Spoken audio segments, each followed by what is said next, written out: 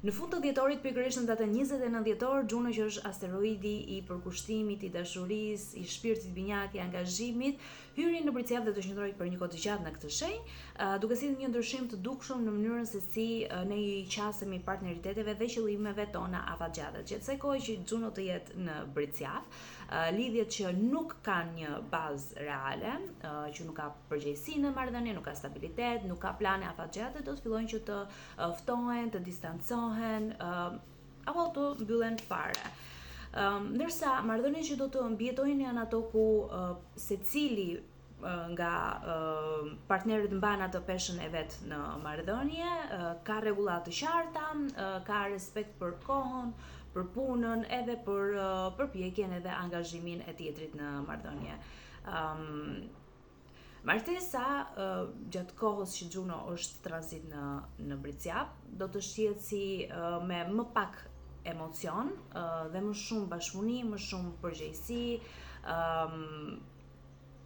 Fjala të dua nuk kurse do mjaftoj më, sepse duhen veprime në lidhjet edhe në partneritetet tuaja. Ky tranzit në fakt ka të bëjë me zgjidhjen e partnerëve të cilët shfaqen, që e mbajnë fjalën e dhënë, janë të gatshëm që të investojnë kohë edhe përpjekje për të krijuar diçka që zgjat.